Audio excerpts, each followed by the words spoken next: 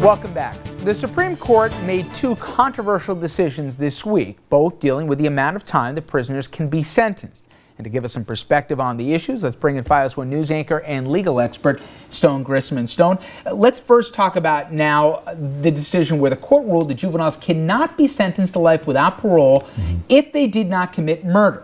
The court has determined that this was cruel and unusual punishment. Now, here's the attorney who argued the case before the High Court.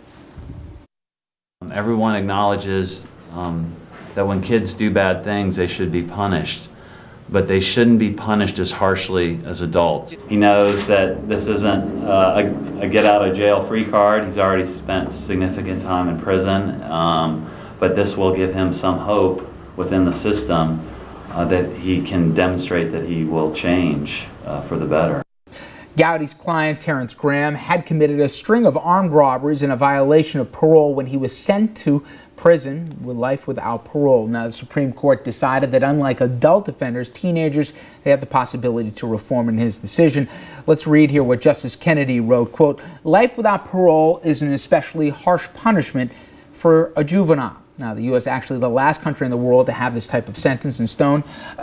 Give an idea about the implications of this decision here, because, you know, we always talk about, you know, can a kid, should they be treated like an adult, and severity of the crime also mitigated by the age? Well, it was interesting because the court looked at a couple of things in this case, which they refused to look at in prior cases that dealt with death penalty with minors and people with developmental disorders, death penalty, those cases. They looked at the fact that the developmental cognitive brain is not the same for a juvenile as it is for an adult. That juveniles do stupid things sometimes and commit crimes that the adult male wouldn't necessarily do, and so they should be judged differently, and there are some studies that show that. There are a lot of studies of cognitive development of the brain, that a juvenile's brain is not the same. It still develops up until your 20s, early 20s, some studies show. And so do you judge a 13-year-old by the same exact standard of its actions as you would a 32-year-old? This was a 5-4 decision. Kennedy wrote it, not unsurprising, because Kennedy is the swing vote when it comes to the 8th Amendment, the cruel and unusual clause. And what's interesting about this case is Chief Justice Roberts actually sided with the liberals on this case. Now, he wrote a concurring opinion. He agreed with the result in this particular case, and he limited his opinion to the facts of this case. Now, it's also important to understand that you can still give a life sentence to a juvenile. You just have to give the possibility of parole. It doesn't mean they're going to get out. It just means that they, and the onus is on them. They have to actually show and demonstrate to the parole board that they have some maturity and that they have been rehabilitated. And it becomes a discretionary thing. It seems like a moving target of sorts here, with age, type of crime, right, and the mitigating factors. All right, let's move on to the second case. The court also ruled another very controversial issue, this one dealing with sex offenders. Justice said sexually dangerous prisoners, they can be held behind bars indefinitely, even after they finish their jail time. This is for the worst of the worst, and it's also for those offenders who are not just evil and criminally inclined, but are mentally defective. Now, in discussing what to do about sex offenders after their release from prison, many reference the now infamous Chelsea King case in California.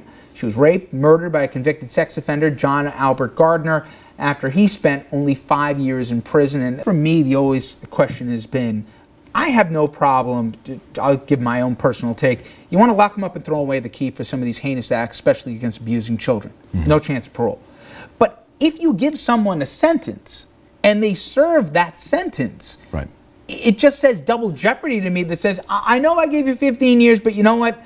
I still don't think you deserve to be on the outside. Right. I don't care if you were behaved behind bars here. Because of the heinous nature of the crime, we're going to keep you in for as long as we want. It seems like you're making up the rules as you go along. And that is the criticism right there. What's interesting, Elena Kagan, who is now a Supreme Court nominee, she was the one that actually argued this case in front of the Supreme Court. And she used the analogy of, and the court adopted this analogy, is that certainly the federal government, Congress, has the right to quarantine a prisoner if they have a contagious disease or something that is going to be a danger to the public beyond their release date. They have that power to ensure and protect the public.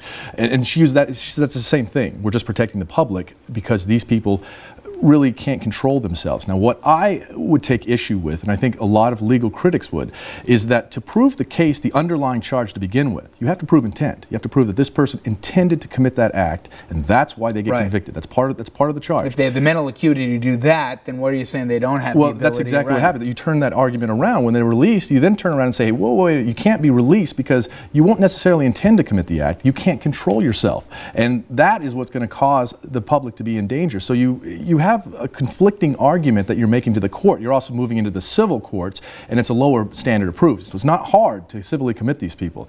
And then, even psychologists, is it curable? Nobody knows. I mean, there's no definitive answer on that. So feasibly, you can keep these people indefinitely. However, think about this as an alcoholic. You're convicted of DWI. You go to jail, and then at the end of your sentence, they turn around and say, look, we don't think that you can actually control yourself with alcohol, so we're going to keep you here longer, and we're going to keep you here until we decide that you should be let out. And that's really what's going on in this.